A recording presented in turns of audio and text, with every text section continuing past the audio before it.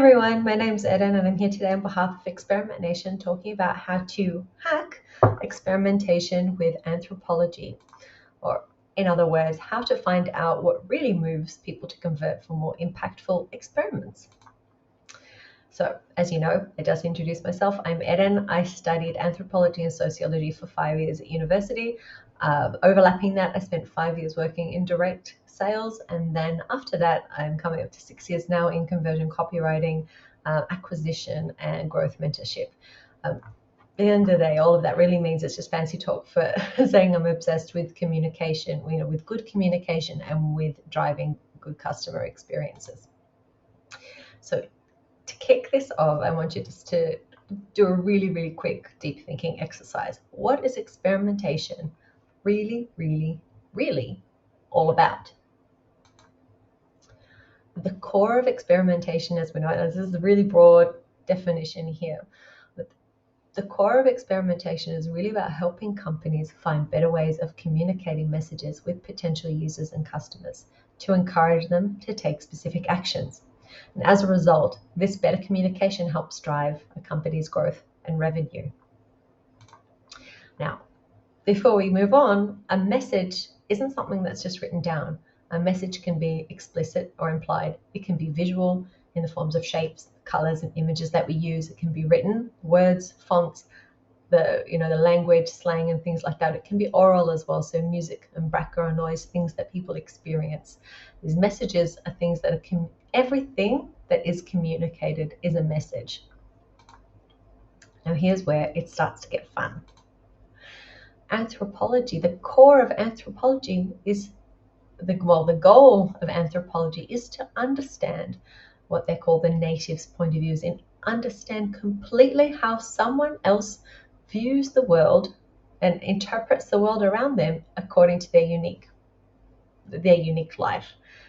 It was in what influences them, what makes them think in a certain way, not just what triggers they respond to, not just what behaviors they exhibit. It's but how those behaviors are shaped, how their thinking is shaped, how their worldview is shaped by the things around them. And in order to grasp that, anthropologists traditionally have immersed themselves as fully as possible in their subject's world. So in traditional anthropology and what they called ethnographic fieldwork, anthropologists would learn the native language of the culture or the community or group that they were looking to study. They would eat the same food, they would dress often in the same clothes, they would actually just go physically and put themselves in the same location, live exactly the same way to try and absorb as much as possible, with the intent to learn as much about the other in the purest way possible. So anthropology, again, at the core is about the study of what makes us human. So it's how our language, finances, the food we eat, the music we listen to, the cultural influence as well, family and relationships, structures in society, justice system, things like that, and hobbies, just how all of those structures, how all of those elements impact on the way we think. Now, the Anthropologist Toolkit, again, which we described briefly just before, how anthropologists conduct this research, how they get to this level of understanding is not just by physically immersing themselves in the other's environment as much as possible, but they also document behavior and interactions through written, visual, and oral means. So through surveys as well and interviews, which sounds quite familiar because that's pretty much what we look to do in experimentation. We look to conduct surveys, we look to conduct interviews, but most of the observations that we're conducting are happening in controlled surroundings. They're happening on the website, they're happening on the landing page, they're happening in the email, they're happening in this controlled environment that's within from the company's perspective, the company's or the experimenter's perspective. Whereas in anthropology, we're conducting surveys, conducting interviews, and you're conducting observations, but in the subjects or the target audience's natural surroundings. Okay, this is really meta thinking here, but it's so instead of showing a subject showing a subject a certain color or a certain image or a certain piece of copy and then judging their reaction based on that. It's actually taking things a step back and actually trying to fit and observing what they respond to first before starting to go and experiment with it.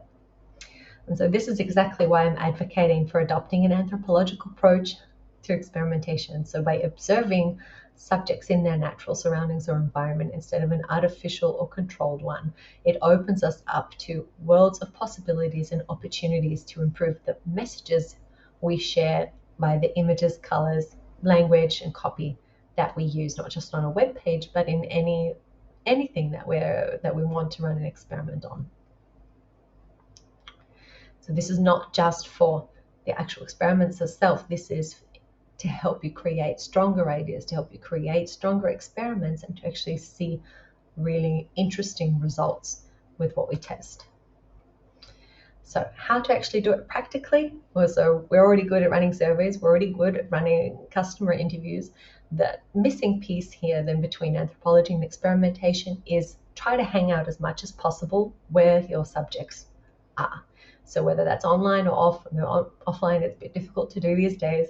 But if you know that the people you're trying to target frequent a certain place or a certain restaurant or a certain location, to try and go there at least online. If you know that they're on Reddit, if you know they're in Facebook groups, or if you know that they congregate on LinkedIn. So try to go and just hang out, be present where your target audience is as much as possible, and try to absorb as much of their worldview as possible. Yes, you can come with a hypothesis, you can come with a general idea of what you're looking to learn, but try to come with as clear and as empty a mind as possible. So I'll just give you a few examples of how this can be applied kind of in a practical sense, or what kind of results it leads to, what kind of experiments you can create, and what kind of results this leads to. So for example, this was a personal experiment that we ran. So people suffering from hearing issues weren't always concerned with how much a new hearing aid would cost them. This was discovered via research. They were concerned with how wearing a hearing aid made them look and feel to other people. So how could you potentially use that in the images on a web page or on a product page to show empathy for the people who are browsing that and who are looking currently for a new hearing aid?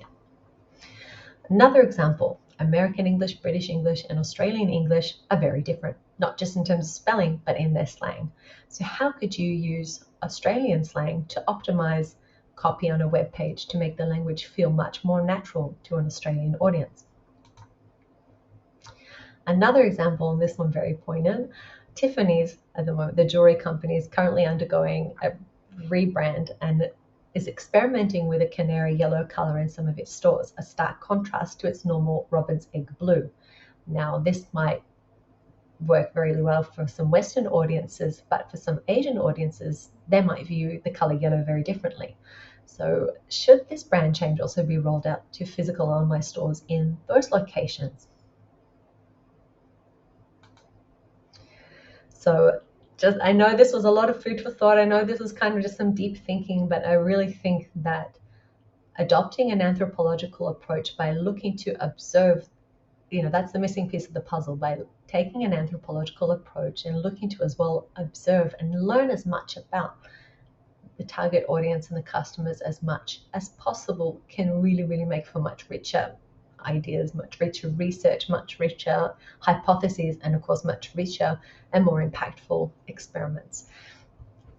So that's all I have for today. So thank you for watching, and hope you enjoy the rest of the conference.